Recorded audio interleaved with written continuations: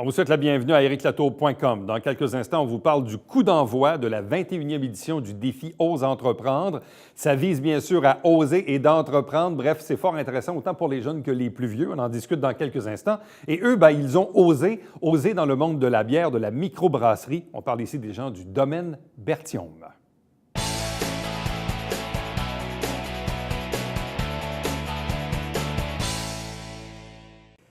On dit souvent que tous les goûts sont dans la nature, mais on dit aussi que les goûts, ça se développe. Rappelez-vous, dans les années 70-80, beaucoup de Québécois buvaient du vin, mais un peu de la piquette. Et on a fini par développer nos goûts. Et aujourd'hui, les Québécois boivent beaucoup de vin rouge et aussi un peu de vin blanc. Et il y a des vignobles également au Québec qui se sont installés au fil des années 80-90 jusqu'à aujourd'hui. Le monde de la bière, c'est un peu la même chose. Il y a quelques années, on buvait un peu par défaut des Labatt, des O'Keeffe, des Molson.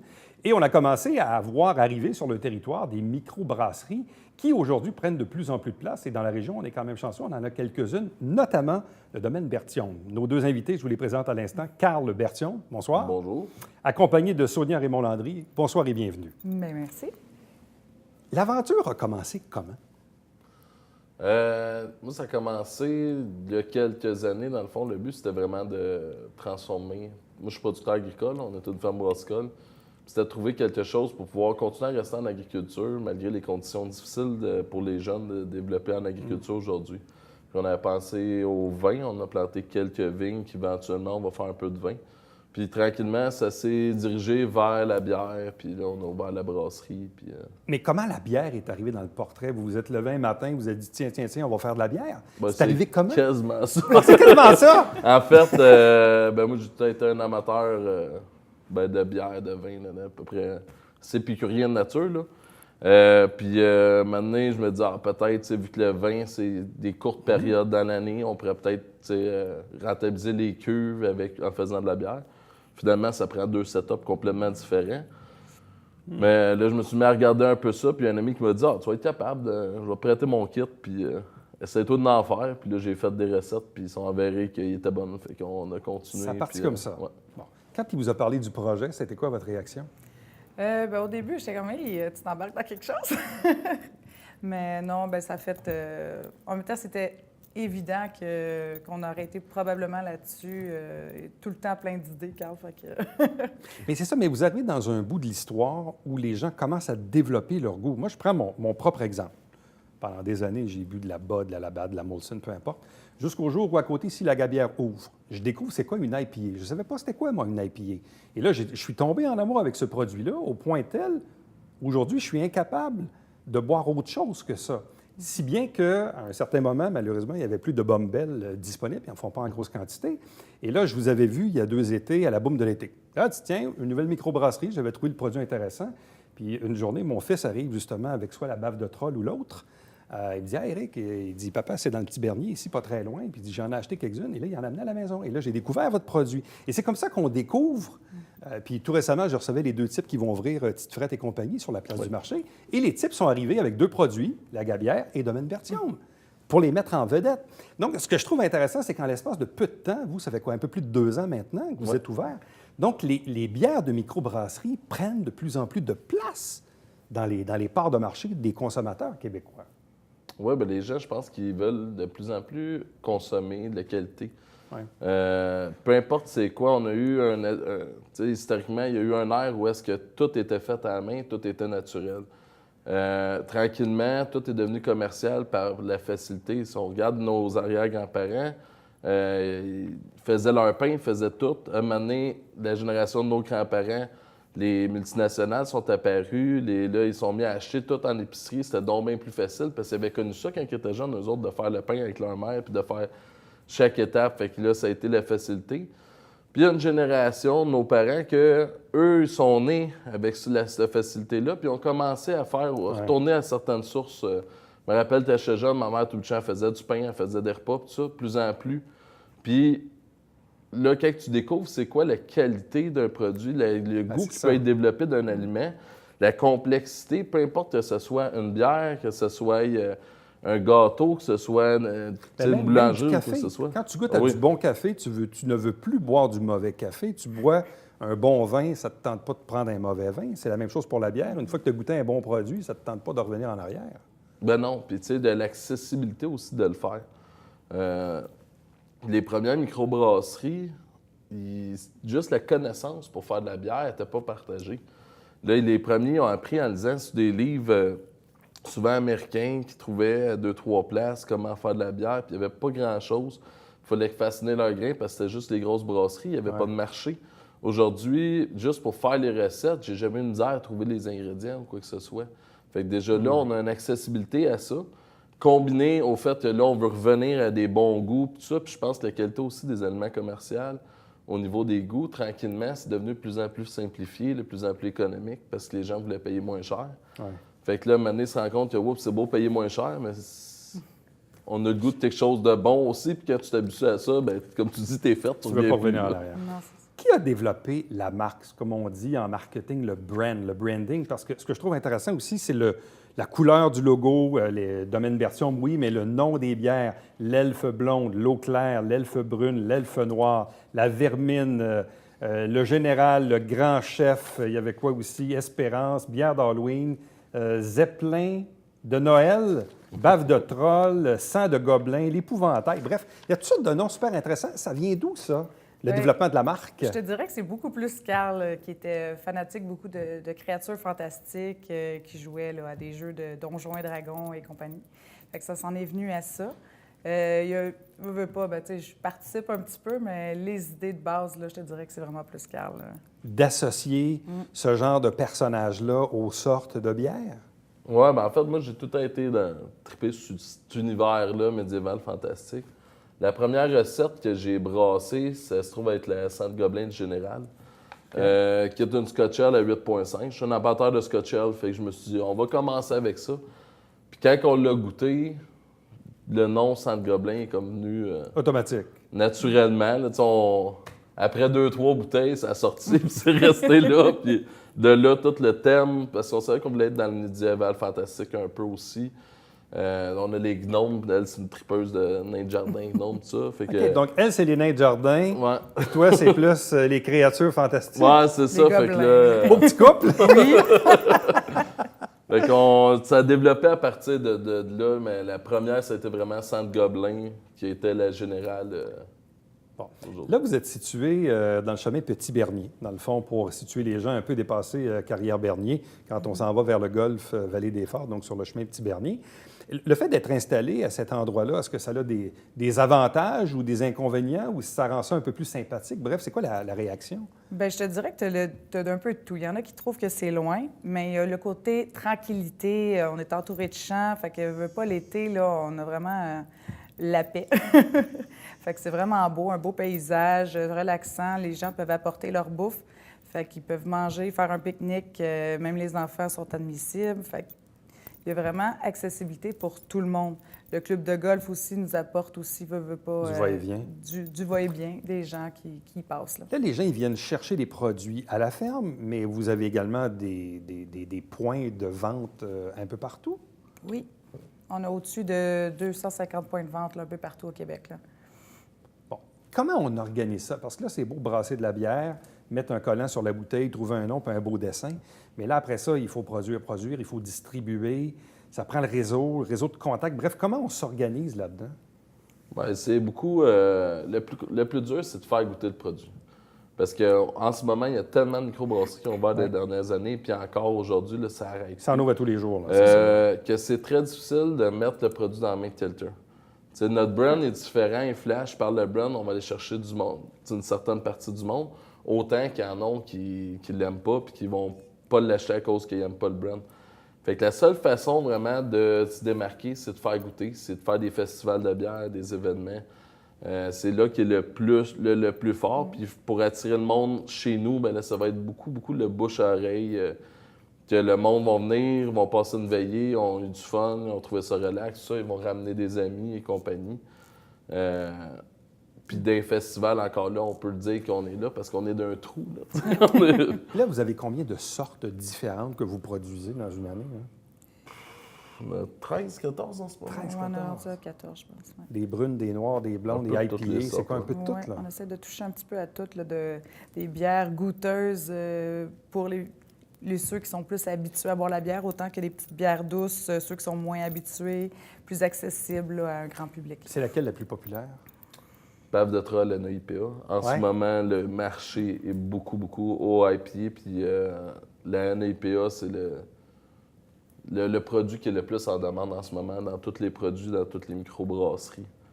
Là, est-ce que ça arrive des fois que vous êtes en rupture de stock? Est-ce que vous devez augmenter votre production? C'est arrivé une couple de fois. là. Je te dirais qu'on essaie de suivre le fil. On a doublé la production au printemps. Doubler? Oui, on a doublé au printemps. Là, on devrait redoubler, d'après moi, l'année prochaine. OK. Est-ce que vous êtes équipé pour faire face à ça? Parce que ça devient un problème, c'est un heureux problème, mais c'est quand même quelque chose qui... Gérer le développement, la croissance, c'est un enjeu en soi, là. Bien, équipé, oui puis non. Oui, il faut falloir se rééquiper puis racheter des équipements. Moi, je suis quelqu'un qui voit tout le temps... En fait, il faut que je me break. Fait que OK. Pour moi, c'est pas trop le problème d'aller voir plus loin. Tu sais, je me fixe tout le temps des objectifs, puis je suis tout le temps en train de regarder. J'ai pas fini dans une étape que je regarde à la suivante. Fait qu'à ce niveau-là, c'est pas pire. Mais est-ce que vous voyez, je ne sais pas moi, de semaine en semaine ou de mois en mois, une croissance? C'est-à-dire qu'à chaque mois, vous voyez que vous n'avez vendu plus que le mois d'avant, puis qu'à un moment donné, il faut se réajuster sur la production, là. Oui, il faut tout le temps se réajuster. Il faut tout le temps suivre le marché. Il faut tout le temps aller de l'avant, suivre les tendances, puis tout ça. Puis il faut tout le temps suivre la production, puis qu'est-ce qu'on peut faire pour que la production augmente. C'est où qui est notre talon d'Achille en ce moment, c'est l'embouteillage. Là, on regarde pour aller vers la canette. Ah, bien, c'était mon Avec autre des question. machines, ouais. Bon, parce que là, vous êtes dans un format unique, hein, toujours à peu près le même format. En ce moment, j'ai 5 bouteilles différentes. On OK. a la 500 qui est tous nos produits standards. Certains produits saisonniers aussi, mais je chante dans les éditions spéciales, j'ai une 375 ou une 750. OK. Que je vais faire les deux formats selon si la personne la jette pour partager ou... Et là, vous regardez pour la canette aussi. Là, on regarde pour la canette. Pour tous les produits réguliers. Certains produits qui vont rester en bouteille. Certains produits qu'on va faire canette et bouteille. Puis on s'en va vers là tranquillement. Quand vous regardez en un peu plus de 2 ans la croissance du domaine Berthiaume et la popularité du produit, est-ce que ça correspond aux attentes que vous aviez au départ? Bien, je te dirais que j'étais quand même surprise à quel point que ça évolue quand même assez vite, le marché, de se faire connaître, parce qu'au début, on avait de la misère à rentrer dans les épiceries dépanneurs parce qu'il y en avait tellement sur les tablettes qu'il n'y avait pas de place. Puis là, en moins de 2 ans, là, on se fait appeler par les dépanneurs pour pour pouvoir rentrer chez eux. Fait que je trouve ça le fun, là, l'évolution. En tout cas, félicitations, vous faites un très, très, très bon produit. Je pense qu'il gagne à être à découvrir, bien sûr, puis les gens de la région peuvent aller s'approvisionner directement chez vous, bien sûr, ou encore, évidemment, dans les différentes places où il va en avoir un peu partout sur le territoire. Mais en tout cas, bravo, félicitations, puis longue route au domaine Berthiaume. Bien, merci. Bien, Merci. Restez avec nous, puisqu'au retour, on vous parle de la 21e édition du défi Ose entreprendre.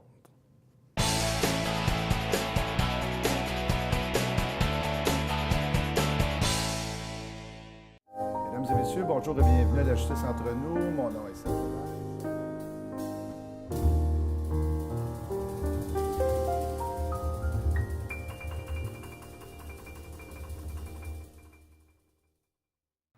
Salut, ici Alexandre Baudouin. Et François Trépanier. François, cette semaine à Sport Express, 100% géant. Oui, avec Alex Surprenant et Christophe Beaulieu. Et moi, je fais de la musique parce que les pattes sont perdues. Les Dolphins aussi. C'est pas grave, les pattes sont perdues.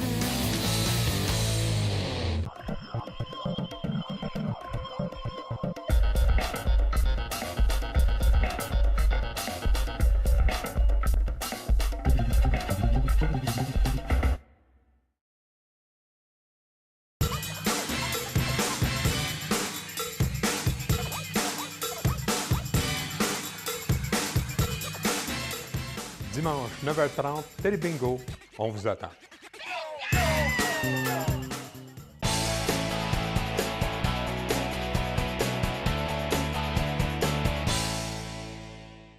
On a lancé le coup d'envoi de la 21e édition du défi Ose entreprendre qui va se tenir le 24 avril au Collège militaire royal de Saint-Jean, ici même à Saint-Jean-sur-Richelieu. 3 invités pour en parler. D'abord, Isabelle Gilbert, qui est la responsable régionale. Bonsoir. Bonsoir.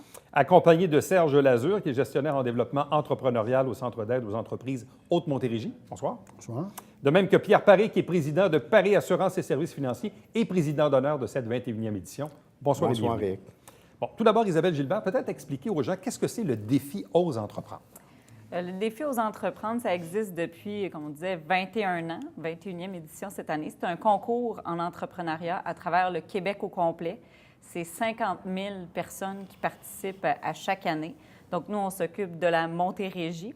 Dans ce concours-là, il y a 2 volets. Il y a un volet étudiant, donc que les jeunes du primaire à l'université peuvent participer, puis un volet entreprise. C'est vraiment des entreprises en démarrage dans la région de la Montérégie. Donc, les gens qui veulent participer commencent au volet local, donc dans leur région. Après ça, ils montent au volet régional, puis ils peuvent se rendre au volet pour le Québec au complet, puis gagner des bourses à ce moment-là. Bon, il y a souvent un terme qui revient aujourd'hui, je ne sais pas si c'est un peu à la mode, on parle de culture entrepreneuriale. Serge Lazure, est-ce qu'effectivement un défi, le défi aux entreprendre, ça s'inscrit un peu, même si pourtant le défi a une vingtaine d'années d'existence, est-ce qu'aujourd'hui, en 2018, bientôt 2019, est-ce qu'on commence à inculquer cette espèce de principe de culture entrepreneuriale? Bien, je pense qu'au niveau de cette fameuse culture-là, ça commence très jeune. C'est pour ça qu'il y a un gros blitz qui est fait au niveau de l'entrepreneuriat dans les écoles. Parce qu'un projet entrepreneurial, c'est pas nécessairement d'avoir une hyper grosse compagnie, ça peut être un petit projet qui demande des gens qui ont une certaine volonté d'accomplir des choses à l'intérieur de leur activité scolaire. Donc, moi, je me dis que la culture entrepreneuriale, ça commence aussi jeune que 6-7 ans pour, par la suite, venir se concrétiser dans un projet entrepreneurial de plus grande envergure. Mais vu dans cet esprit-là, la culture entrepreneuriale, maintenant, est élargie. C'est beaucoup plus large que c'était avant, là. Pierre Paré, quand on vous a parlé du défi, on vous a demandé d'assumer la présidence d'honneur et même vous avez confessé à l'occasion du lancement il y a quelques jours que vous ne connaissiez pas le défi en tant que tel et que vous avez appris à le connaître. Qu'est-ce que vous avez appris que vous ne saviez pas? La mission de Ose entreprendre, parce que moi, j'ai toujours été un gars de défi, puis je ne savais pas qu'il y avait un organisme qui existait dans notre région, qui existait depuis tant d'années, 21 ans, puis qui parraine des projets du primaire, secondaire, collégial, universitaire, qui impliquent là-dedans des entrepreneurs. Ils donnent des bourses à peu près de 20-25 000 par année. Moi, je n'avais jamais entendu parler de ça réellement. Alors, quand ils sont venus présenter le projet, j'ai embarqué tout de suite. J'ai dit « Yes, c'est pour moi ». Et quand vous regardez votre propre cheminement ou celui de votre famille ou de votre père, si on remonte un peu plus loin, parce que c'est un peu ça la culture entrepreneuriale. Là, aujourd'hui, on a des organismes qui en font la promotion, mais quand on remonte, Paré Assurance à quoi? Plus de 60 ans? 63 ans. 63 ans. Donc, il y a 60 ans, c'était des initiatives un peu personnelles. Je ne sais pas l'histoire de votre père aussi ou de la compagnie en tant que telle, mais c'était un peu ça. Dans le fond, Dans la vie, il faut oser. Ouais. Je reviens toujours à oser entreprendre, mais oser, mon père il a osé quitter la Banque nationale quand il était assistant gérant de la Banque nationale pour s'en aller en assurance en 1955, en services financiers. En 1957, l'assurance de dommages. Son premier tiroir de bureau, c'était son bureau, assurance de dommages. Tu sais? Donc, il faut oser. D'accord? Moi, quand j'ai rentré en assurance, j'avais 20 ans et j'ai prouvé à mon père que je voulais être vraiment autonome. Et j'étais à mon compte pendant 3 ans, les services financiers, gagné le recrue de l'année en 76, en tout cas, des beaux résultats. Mes parents étaient très, très fiers, puis ils ont vu que j'étais vraiment autonome. J'ai passé mon permis de courtier d'assurance de dommages à 23 ans. À 24 ans, j'ai pris la relève de l'entreprise. À 32 ans, j'ai acheté la compagnie. Donc, depuis ce temps-là, on va dire, ça fait 31 ans que j'ai parti de mes propres ailes, dans le fond, avec l'entreprise qui était déjà partie, mais qui a pris une grande ampleur depuis tout ce temps-là. bon, comment on fait la promotion, justement, dans les écoles primaires, secondaires, les collèges, les cégeps, les universités, pour les inviter à participer au défi? Bien, on les approche. Bien, tout d'abord, ils reçoivent toute l'information directement à l'école, que ce soit des affiches et tout ça. Donc, on fait la promotion directement par les directions d'école. Mais on les approche aussi depuis peu là, avec un esprit plus d'esprit d'entreprendre. On ne veut pas faire des étudiants, des entrepreneurs à 6-7 ans. On veut vraiment juste leur ouvrir l'esprit à, si vous faites un projet, bien, pourquoi pas le déposer au défi, puis ça fait en sorte que ça le concrétise un peu plus, puis ça vous permet de le pousser un petit peu plus loin. Donc, de stimuler ces initiatives-là. Puis, en ce moment, justement, cette semaine et la semaine prochaine, c'est la semaine des entrepreneurs à l'école. Donc, ça, c'est une façon aussi de les approcher. On envoie des conférenciers, des entrepreneurs dans les écoles partout au Québec. Donc, en Montérégie, ici, on en envoie, c'est 90 conférences en ce moment, là, dans les 2 semaines qui vont avoir lieu. Donc, des entrepreneurs qui vont parler de leur métier dans les écoles, puis qui les invitent après à eux démarrer un projet. Bon. Avez-vous senti, au cours des 20 dernières années, les effets du défi dans les écoles, peut-être à l'époque, mais aujourd'hui, ce sont des gens qui sont d'âge adulte? Est-ce qu'il y a même des gens qui ont peut-être cogné à votre porte un jour parce qu'ils avaient justement en tête une idée, ils voulaient oser, ils voulaient entreprendre, et il y avait peut-être simplement juste besoin d'aide et d'encadrement pour y arriver? Bien, il faut dire que de plus en plus, l'esprit d'entreprendre, elle se rajeunit. De plus en plus, on se rend compte que c'est des jeunes en début vingtaine qui sont déjà prêts à se lancer, chose qu'on voyait moins peut-être de 10, 15 ans. Ça, c'est vrai, OK? ça. Ouais. Donc, la clientèle s'est rajeunie beaucoup et, je vous dirais, la façon de faire a changé énormément également. Donc, il faut s'adapter lorsqu'on fait de l'accompagnement avec ces gens-là. Il faut travailler avec leurs outils à eux maintenant. Donc, on sait qu'ils sont très techno, les jeunes d'aujourd'hui. Donc, nos outils, les plans d'affaires, ces choses-là, ils doivent être revus aussi de façon à se coller à cette nouvelle clientèle-là. Et même ce que j'ai vu, parce qu'ici même à l'émission, parfois, on en reçoit de jeunes entrepreneurs et dans certains cas, des jeunes de 18, 20, 22 ans qui ont des idées, qui mettent sur pied leur entreprise, mais qui continuent d'aller aux études pendant ce temps-là. Et ça, c'est intéressant aussi, aller se perfectionner. Donc, ils font un peu les deux en même temps. Et bref, ils arrivent à 25-30 ans, puis ils ont, disons, une longueur d'avance sur les autres, là. Je dois ouvrir une petite parenthèse. Vous m'avez introduit tantôt en disant que j'étais gestionnaire d'entrepreneuriat. Je ne suis plus à l'emploi. Ah, c'est terminé? C'est terminé. Je suis en semi-retraite. Ah, bien, ça fait pas longtemps, par exemple. Non, j'ai quitté fin juin. Donc, OK. c'est ça. Là, je travaille avec Isabelle, avec Move Événements, dans le fond, pour faire la promotion du défi aux entrepreneurs. Alors, je ne veux pas me substituer à ceux qui font très bien leur travail, je sens d'aide, mais je ne suis plus partie prenante avec. Vous êtes un semi-retraité, Voilà. mais visiblement, je vois que vous êtes encore actif dans ce domaine-là. Ouais, Mais c'est un domaine qui vous a toujours passionné. Oui, absolument. Je viens d'un monde d'entrepreneuriat. Mon père est entrepreneur, mes cousins, c'est des entrepreneurs reconnus dans la région. Alors, j'ai baigné là-dedans. Alors, je suis un passionné par l'entrepreneuriat. Et même, et j'ouvre moi aussi une parenthèse, combien de fois j'ai reçu ou j'ai parlé à des gens qui ont démarré une entreprise puis qui m'ont dit, moi, dans la vie, c'est Serge Lazeux qui m'a aidé. Il y en a beaucoup de ça. Moi. Oui, mais c'est ça. Donc, vous avez aidé quand même pas mal de gens au fil des ans. On pourrait dire, oui, effectivement.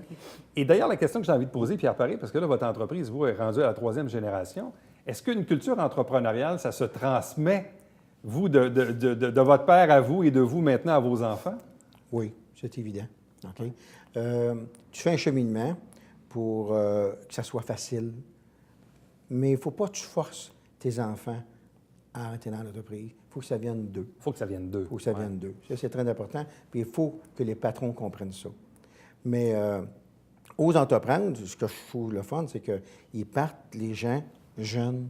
Donc, c'est le fun de s'allier à une équipe aussi extraordinaire que Isabelle et Serge, parce que ce sont, pas des bénévoles, mais ils sont entourés de bons bénévoles également dans l'entreprise. Et ça, je trouve ça formidable.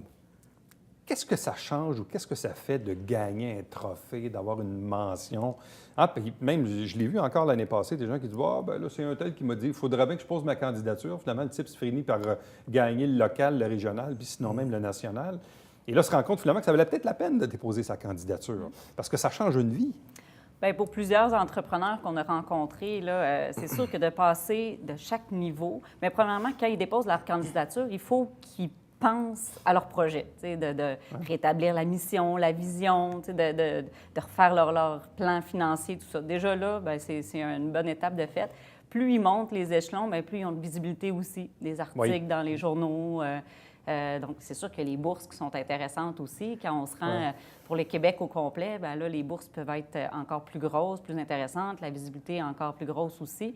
On a entendu parler des entrepreneurs dans les dernières années. Je pense au centre d'amusement, au Machin Chouette avec Brigitte Galland, qui était venue l'année passée en entrevue. Bien, elle a dit depuis que j'ai fait ça, bien, c'est ça, ça m'a donné plus de visibilité, ça m'a permis, bien, les bourses, c'est pas négligeable non plus rendu à un certain niveau. Là. Donc, les bourses, la visibilité, l'effet d'entraînement, le positivisme aussi que ça amène? Bien, en fait, on en discutait avec des lauréats des années précédentes. Puis souvent, ce qu'ils disent, ils se remettent en question continuellement. Et de performer dans un, appelons-le un concours de ce type-là, ça vient dire, bien écoute, tu es sur la bonne voie. Ça vient un peu les conforter dans leur réflexion. Ouais. Mais c'est un peu ça, la clé, Pierre Paré, toujours se remettre en question. Il me semble que vous m'avez déjà dit un jour, j'étais sur le bord de vendre mon entreprise, puis finalement, c'est pas ça qui est arrivé. J'ai pas pris ma retraite, puis je n'ai acheté d'autres. C'est exactement ça. Ça change vite. Tu as un choix à faire à un moment donné. Tu dis, je continue ou vraiment, j'ai fait le tour du jardin que j'ai plus de fun. Parce que dans la vie, c'est important, là, quand tu es entrepreneur, c'est d'avoir la santé et d'avoir la passion. Un ne va pas sans l'autre. Alors, quand tu dis, j'ai la passion puis j'ai le goût, et c'est là que tu fais des grands événements que j'ai créés depuis les 5 dernières années. Ça a été des grands succès. Et comme tu disais tantôt, avec l'avenue de mes enfants dans l'entreprise, c'est sûr, Monique, que ça m'aide aussi à aller plus loin encore dans notre cheminement d'entreprise. Bien, à vous trois, merci beaucoup. Puis on vous souhaite bonne chance. Merci. Merci à vous. Restez avec nous. Au retour, on vous présente le Babia quotidien.